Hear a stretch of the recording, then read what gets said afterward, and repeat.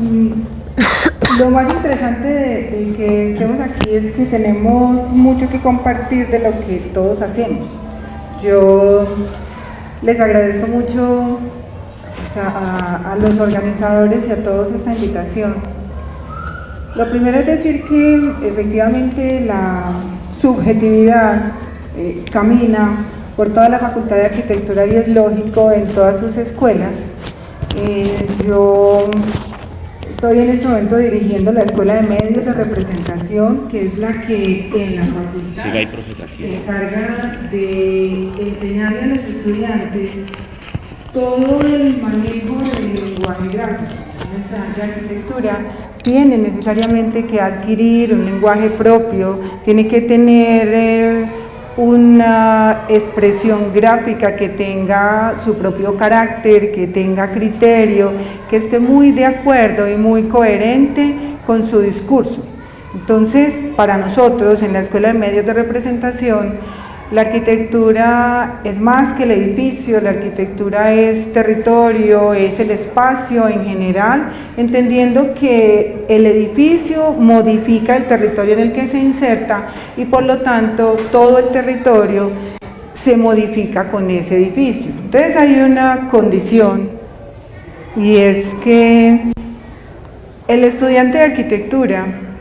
desde que entra a la facultad, tiene que aprender a observar lo que tiene en el entorno, a analizar lo que hay en ese entorno y a poderlo representar. Eso significa un reto muy grande para un estudiante de arquitectura, de ingeniería, en el mismo programa de artes plásticas, que son los 3 programas de la facultad. Y para nosotros como escuela, el compromiso es enseñarle a ese estudiante cómo lograr esa condición de darle significado a las cosas, porque ese significado es el que le va a permitir representarlo, o sea, volverlo a presentar haciendo una abstracción de lo que el elemento en sí es. O sea, yo nunca voy a poder dibujar este auditorio en esta escala natural, luego tengo que analizarlo, tengo que encontrar sus elementos que son básicos y principales para luego abstraerlo y poderlo llevar a una representación. Lo mismo pasa con el árbol, con los pájaros, con el mobiliario, con cualquier cosa que yo tenga que representar. Entonces, en el ejercicio de darle significado a las cosas, el estudiante tiene que aprender ese lenguaje gráfico. Es muy importante porque es con ese lenguaje, con esa ejercitación y con esa comprensión espacial con la que el estudiante entra a hacer sus ejercicios de proyectación arquitectónica y con la que se puede entender un estudiante o un profesional en construcción con un maestro de obra, con un oficial, con cualquier persona que esté dentro de la obra y que no tenga el nivel académico que él tiene. Entonces tiene que tener esa condición y esa posibilidad. Para nosotros entonces, como Escuela de Medios de Representación, empezó hace unos años el reto de entender cómo sacábamos de la rigidez la enseñanza del lenguaje gráfico y hacíamos que los estudiantes aprendieran a expresarse no solo de manera verbal ni escrita, sino gráfica, o sea, que tuvieran un lenguaje no verbal que fuera propio, que fuera adecuado, que fuera coherente y que los profesores tuviéramos la flexibilidad suficiente para dejarlos que desde la pregunta ellos llegaran a conceptuar sobre lo que estaban viendo, lo que estaban trabajando y pudieran llegar a adquirir esa solvencia académica en temas de representación arquitectónica. Esto no es fácil, realmente no ha sido fácil, llevamos unos 4 o 5 años tratando de hacer esto. Lo primero que implementamos fue una capacitación para nosotros mismos, reconociendo que éramos nosotros los que teníamos que empezar a cambiar el chip para que los estudiantes detrás de nosotros fueran entendiendo que entre todos podíamos hacer el esfuerzo y podíamos modificar el esquema y buscamos una metodología que nos permitiera llegar a eso. En la lectura, en la búsqueda de metodologías, encontramos que mucho de lo que hacíamos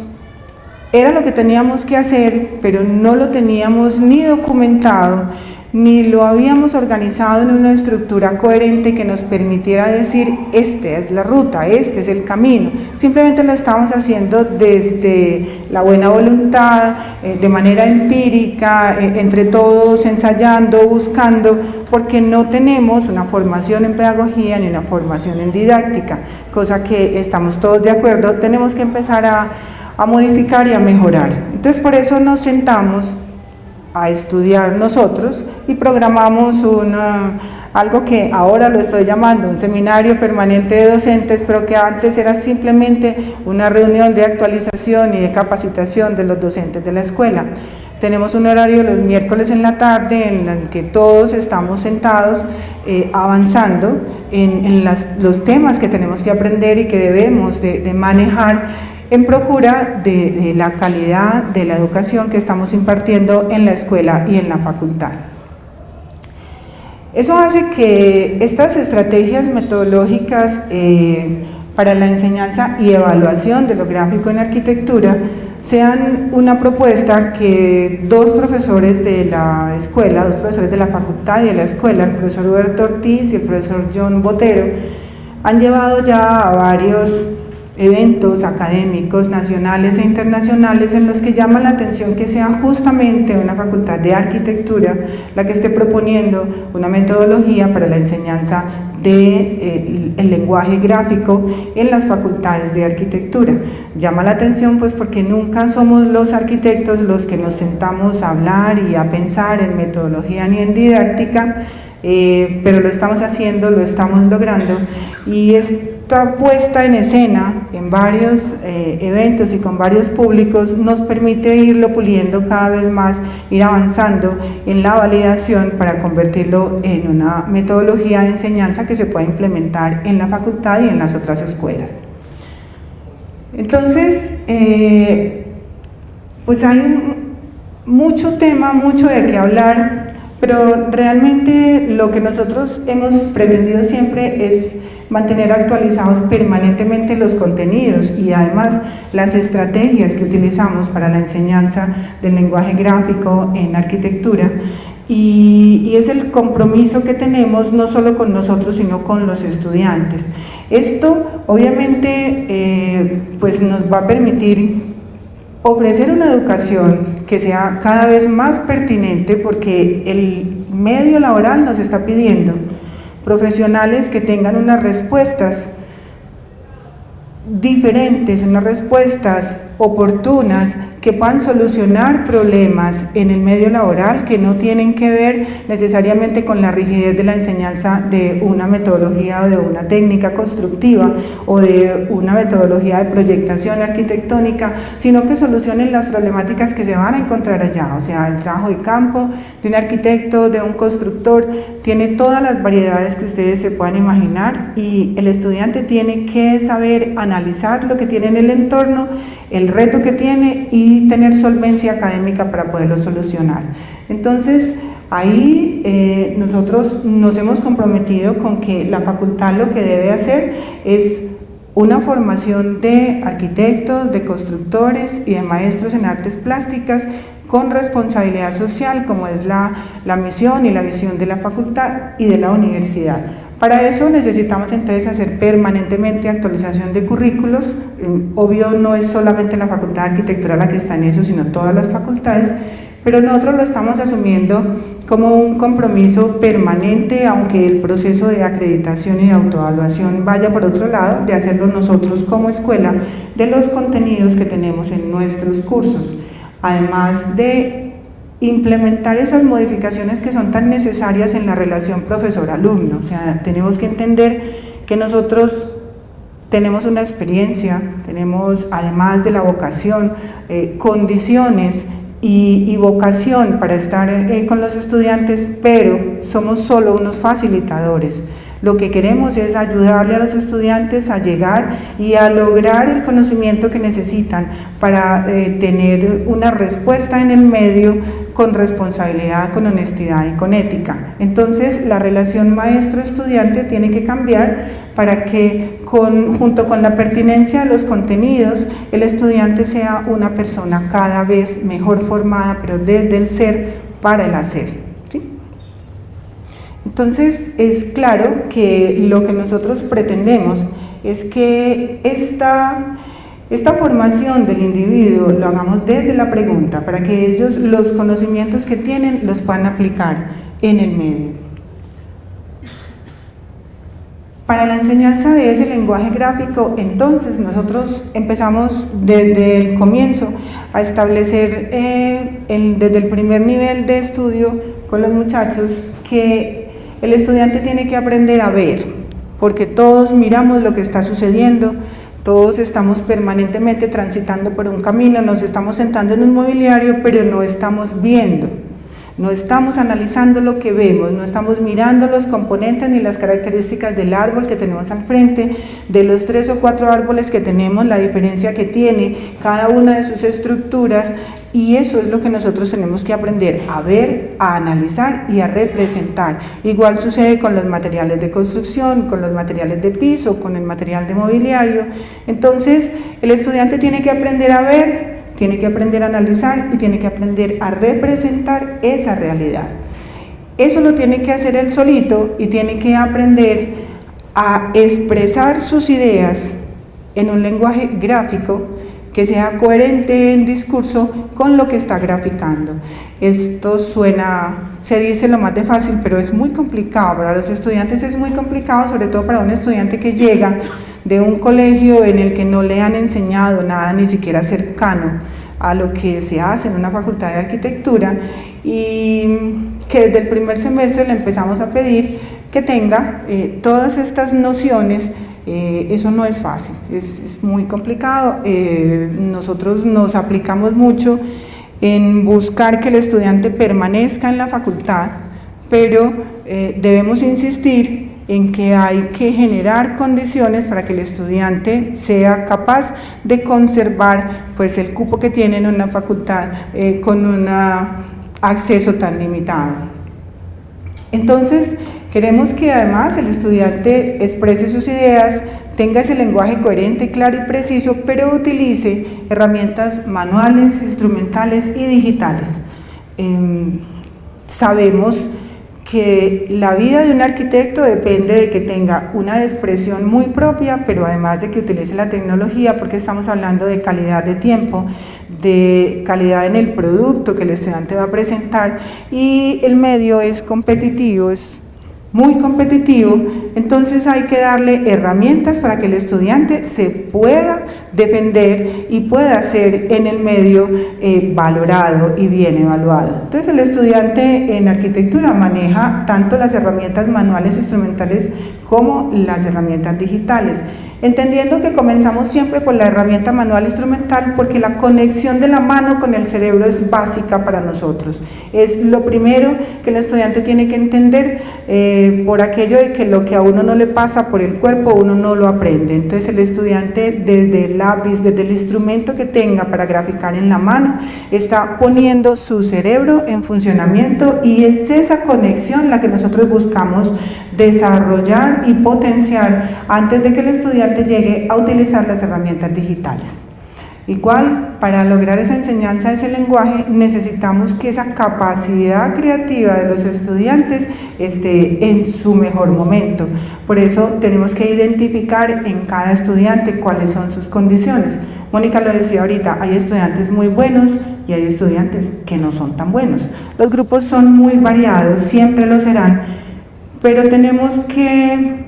regalarle tiempo a cada estudiante para identificar cuáles son sus fortalezas y potenciar esas fortalezas, en vez de traumatizarlo y castrarlo porque no es un buen dibujante, porque no tiene una buena expresión gráfica, porque hay aptitudes y actitudes, y hay que ayudarle al estudiante a que, si no tiene de entrada la mejor aptitud para el lenguaje gráfico, tiene que ir aprendiendo, tiene que ir teniendo mejores actitudes para encontrar cuál es su punto de equilibrio entre todo lo que tiene que aprender para representarse antes de negarle la posibilidad de estar en una facultad de arquitectura. Además hay que utilizar estrategias y actividades que permitan contextualizar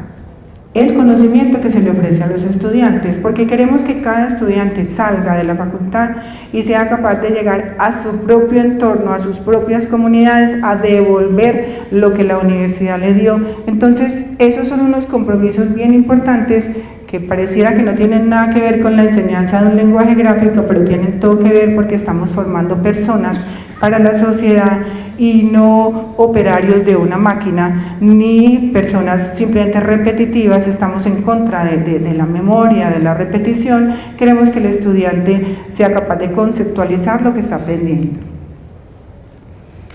Entonces, eso nos exige también a nosotros, o sea, no es solamente el estudiante, desde el principio lo dijimos, necesitamos un docente que sea creativo y que sea flexible.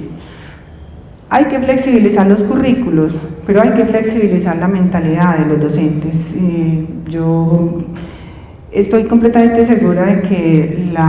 ni la edad, ni el tiempo que uno tenga en la universidad, ni la formación hace que uno se vuelva una persona rígida. Uno se rigidiza si se cierra, si uno mismo no tiene la voluntad de cambiar, si uno mismo establece que no quiere aprender nada más, ahí se rigidiza y se vuelve completamente obtuso y de pronto hasta obsoleto. Entonces, por eso queremos docentes que sean creativos y que sean flexibles, que así como la universidad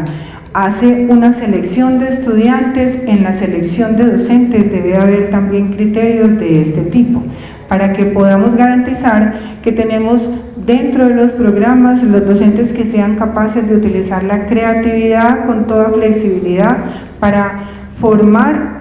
arquitectos, constructores y maestros en artes plásticas. Hay que utilizar muchas herramientas, claro, porque es que hay que innovar en la práctica educativa y hay que mejorar las condiciones de enseñanza y aprendizaje que tenemos.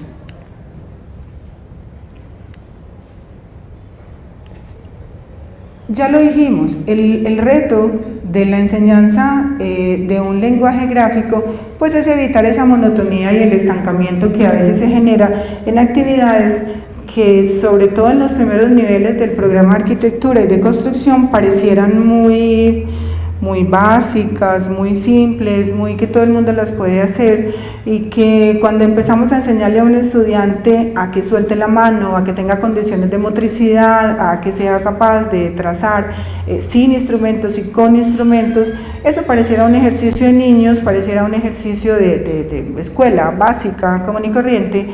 pero es un ejercicio que conecta lo que el estudiante está haciendo con el cerebro y que lo único que le ayuda es a desarrollar sus habilidades y a desarrollar sus destrezas y a entender que ese es el lenguaje que tiene que utilizar en adelante durante toda su carrera y durante toda su vida, aunque se ayude con la computadora y utilice la tecnología. Pero nosotros, además de estar completamente de acuerdo con esta conexión de la mano con el cerebro como herramienta básica para potenciar la creatividad y para obtener carácter y personalidad en los estudiantes y en sus ejercicios, creemos que hay que trascender la noción de capacitar, porque capacitar es ayudar a hacer, y esto es operativo. Entonces nosotros, además de capacitar al estudiante para hacer eso, necesitamos trascender y llegar a los conceptos de educación y de formación, que son ayudar a pensar y ayudar a reflexionar para que el estudiante solito pueda llegar a tomar sus propias decisiones. Eso seguramente lo va a hacer sin nosotros no vamos a estar ahí, pero le habremos formado para que él, analizando y reflexionando, sea capaz de tomar decisiones que aporten a la mejor calidad de vida de toda la población. La propuesta metodológica entonces de la Escuela de Medios de Representación en la Facultad de Arquitectura tiene que ver con que haya una buena selección de docentes, o sea, aparte de estas premisas, una buena selección de docentes, una buena selección de estudiantes. En esta buena selección de estudiantes nosotros tenemos una discusión que la hemos planteado ya en varios escenarios, y es que la universidad no hace un examen específico para los estudiantes de arquitectura. Y es bien importante ese examen específico que solamente se hace para los estudiantes de artes plásticas y no se hace para los de arquitectura, porque nos llegan estudiantes con muy buen promedio académico, con muy buenos puntajes, pero que tienen problemas con la creatividad, con el desarrollo de actitudes creativas, y eso hace que el estudiante haya que confrontarlo. El estudiante entra en crisis en los primeros niveles porque no tiene o cree que no tiene las capacidades, hay que irselas despertando, pero no hacemos una valoración de eso. Entonces, a veces tenemos en la facultad estudiantes con muy buen rendimiento, con muy buen promedio académico, con muy buen puntaje en el examen de admisión, pero que en las materias creativas, en las materias de representación, en el taller de proyectación, no dan el resultado que se esperaba. Son estudiantes que luego están pidiendo traslado para otros programas, mientras que tenemos todos los días cantidad de solicitudes de traslado de estudiantes que están en todos los otros programas de la universidad, que entraron y que luego empiezan a solicitar traslados para arquitectura, y es una de las cosas más difíciles que pueda haber,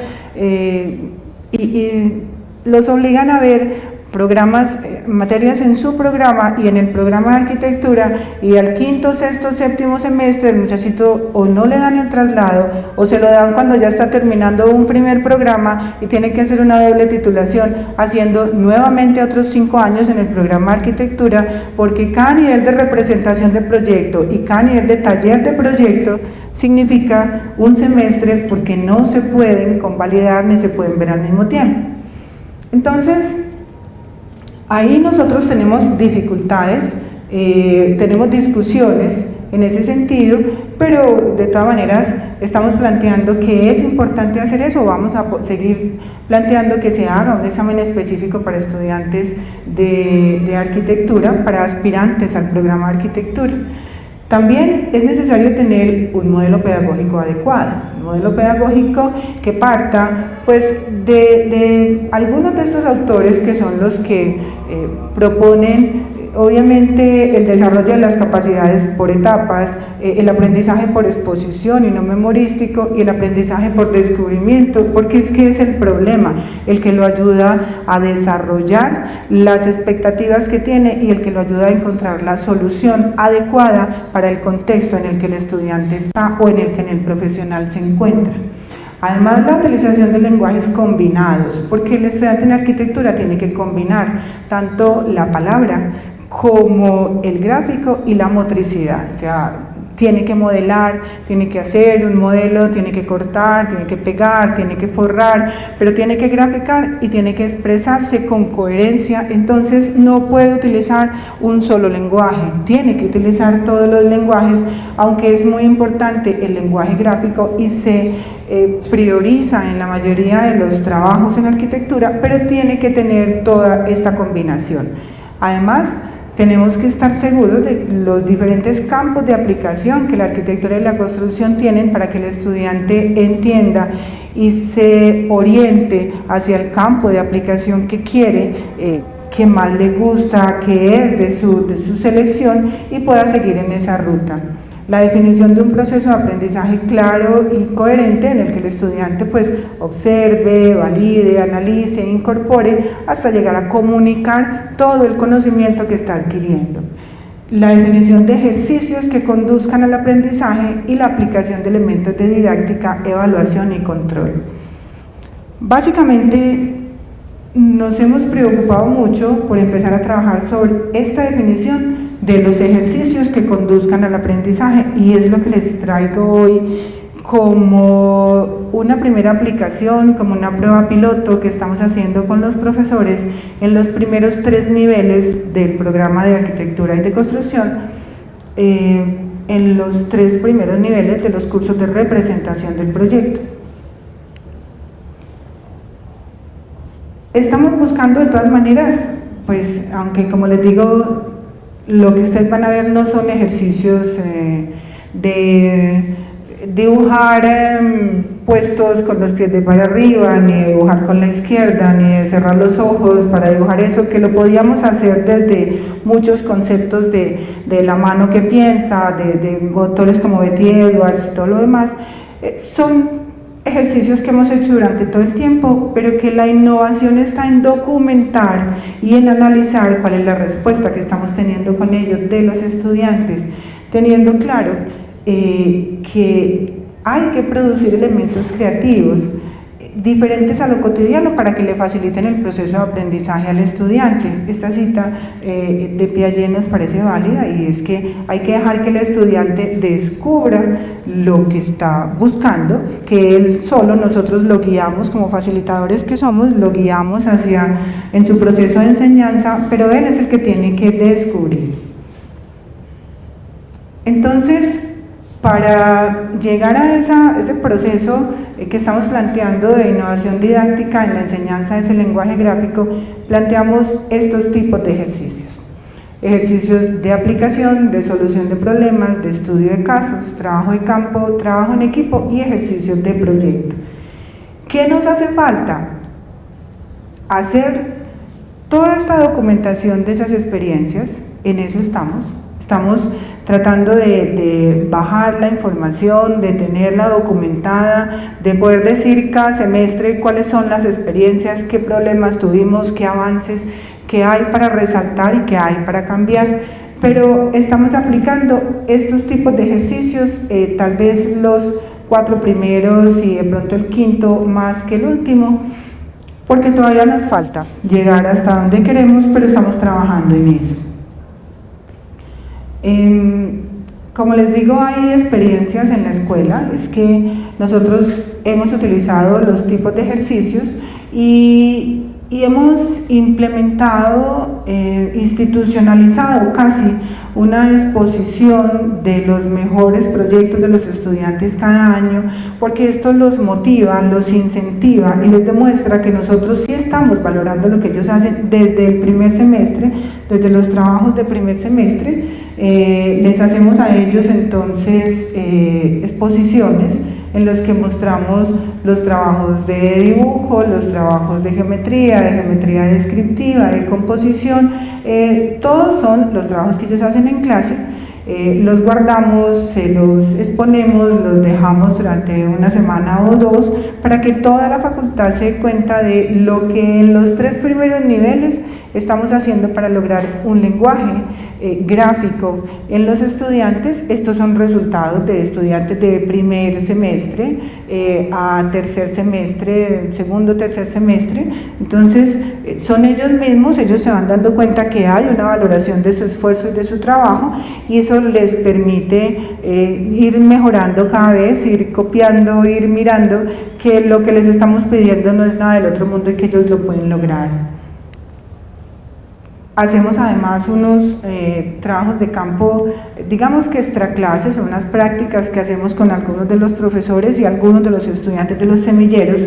Estos son resultados de trabajo extraclase que tiene el profesor Roberto Ortiz con los estudiantes fuera de los horarios y fuera de las 16 semanas del semestre, pero hacen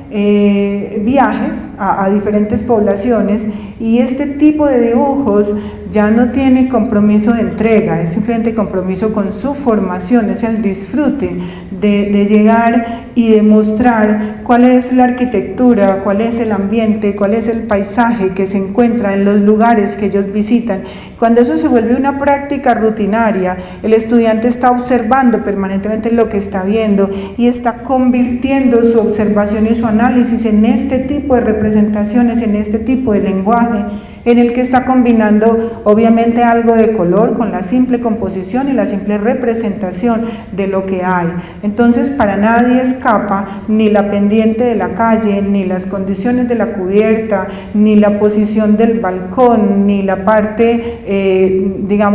ambiental de lo que son las plantas en las viviendas. Eso hace que el estudiante recree y cuente a los demás cuál es el ambiente y cuál es la condición del espacio que él está visitando. Eso lo llamamos nosotros dibujo de viaje, dibujo de paisaje, y se convierte en una bitácora permanente que el estudiante va construyendo durante toda su vida académica. Hay algunos ejercicios entonces, algunas muestras de lo que nosotros llamamos ejercicios de aplicación, y es que al estudiante se le da una teoría, se le explica para un caso específico cómo realiza con la geometría descriptiva, con la perspectiva, cómo hace una proyección de un elemento que está en 2 dimensiones para convertirlo en 3 dimensiones, tanto desde el exterior como desde el interior. Con esa teoría el estudiante desarrolla su ejercicio. Es un ejercicio de aplicación básico, esto es un ejercicio de un estudiante de primer semestre, en el que hay una cantidad de tiempo, hay incluidos una cantidad de condiciones, pero que el estudiante lo logra después de unas 8 o 10 semanas de clase y está mostrando cuál es su apreciación, cuál es su análisis, cuál es la forma que él tiene de representar, y es libre de utilizar herramientas de color y técnicas pictóricas diferentes, porque al tiempo que se le está enseñando a hacer esta aplicación desde la conceptualización, digamos, técnica de la geometría y de la perspectiva, se le está enseñando a utilizar las herramientas de dibujo y las herramientas que le dan las técnicas pictóricas de expresión y de representación.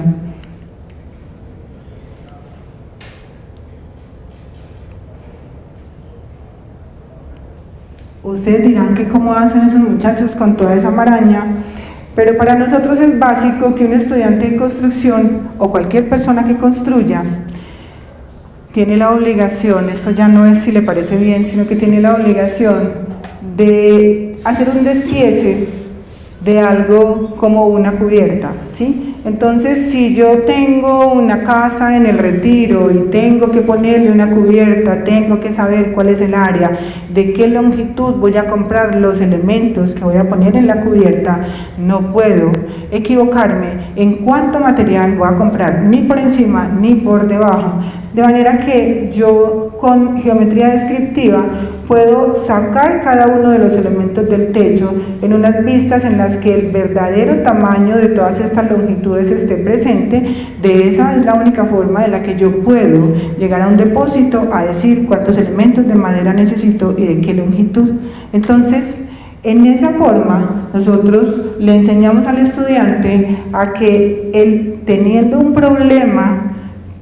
específico, lo puede solucionar con herramientas que le estamos dando desde los primeros niveles de representación, ¿sí? Obvio, hacen otro que es el estudio de caso, cuando uno tiene un edificio y un edificio en concreto lo analiza, lo representa, lo grafica de diferentes maneras, está analizando un edificio, está haciendo un estudio de caso. O sea, el caso para el estudiante en ese tipo de ejercicios es un edificio cualquiera, que no necesita descubrir cómo salió ni cómo lo proyectaron, sino que él lo que está analizando es cómo lo representa de diferentes maneras, con diferentes técnicas, en diferentes tonos. Eso es un estudio de caso para nosotros, eso le enseña al estudiante diferentes formas de hacer la representación. Igual hacemos trabajo de campo. Para los estudiantes es muy importante ir a dibujar exteriores directamente, o sea, allá, en el municipio, en el parque, en el barrio. Eso hace que él toque, sienta, se moje, se ensucie, lo pique una avispa, le caiga una hoja sucia encima, se siente en un charco,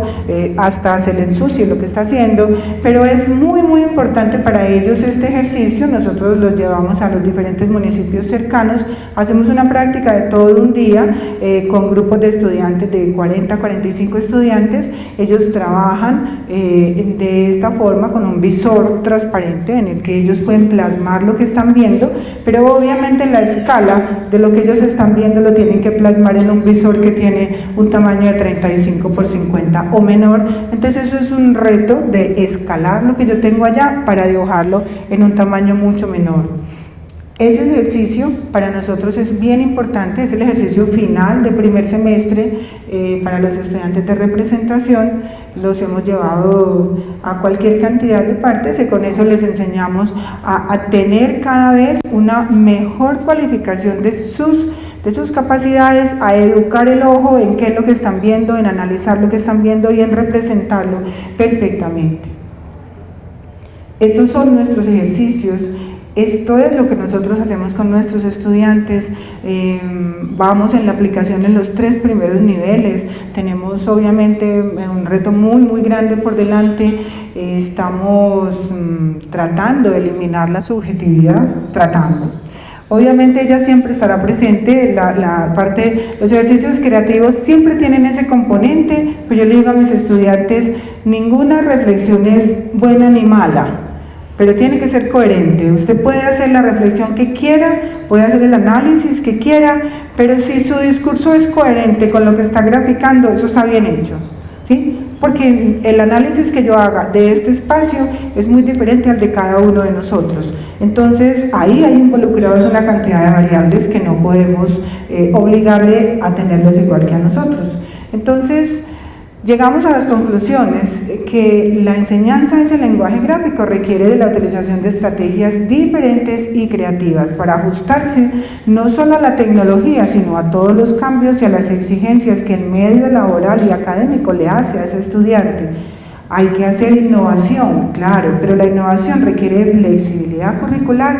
flexibilidad en los planes y flexibilidad en los docentes para formar esos profesionales creativos que trasciendan a la respuesta rápida y ejecuten procesos investigativos para llegar a la solución de sus problemas. Necesitamos que la academia se preocupe de la formación y la actualización de los docentes y del desarrollo de estrategias metodológicas que permitan que los estudiantes tengan un desarrollo de su personalidad acorde con lo que tienen que ir a solucionar en sus comunidades y en sus contextos. Y por último, la responsabilidad de las instituciones de educación superior es revisar y evaluar permanentemente su desempeño y su impacto, porque hay que redireccionar acciones para poder lograr la calidad de educación que todos queremos. Les agradezco mucho.